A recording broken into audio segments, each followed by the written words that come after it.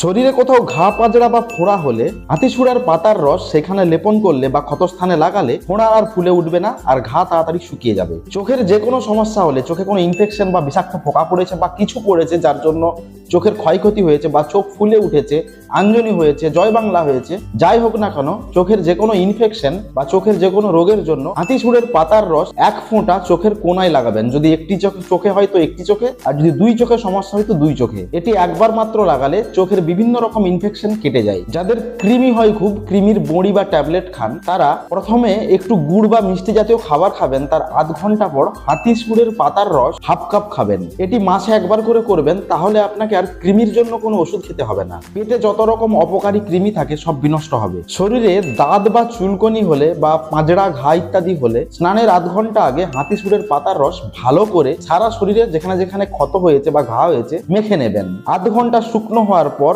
Margo বা Dettol সাবান দিয়ে ভালো করে স্নান করবেন। এটি সপ্তাহে 2 বার করে করলেই হবে। যখন আপনার সেরে যাবে তারপর আপনাকে এই প্রয়োগটি আর করতে হবে না। যদি জ্বর বা কাশি যে কোনো একটি বা দুটোই একসাথে ঘটে থাকে, যেটা দিনের পর দিন ওষুধ খেয়েও কাটছে না, সেক্ষেত্রে একটি সমগ্র হাতিসুড় গাছের শিকড় যতটা হয় গরম জলে মানে জলে দিয়ে সেটাকে সেদ্ধ করে ঠান্ডা করে ছেঁকে ভরা পেটে দিনে 2 বার খাবেন। আর যতবার আপনি সেদ্ধ করবেন ততবারই একটি নতুন হাতিসুড় গাছের গোটা শিকড়টি নেবেন। এভাবে 3 বার করবেন, 3 দিনে 6টি গাছ আপনার লাগবে। যদি টাইফয়েড আপনার হয়ে থাকে, কোনো মতেই না সারে, এর সাথে যদি ডায়রিয়া হয়ে থাকে, তো হাতিসুড়ের পাতার রস ভরা পেটে হালকা গরম জলের সাথে 2 চামচ মিশিয়ে খাবেন দিনে 2 বার। এটিও আপনি পরপর 3 দিন করবেন।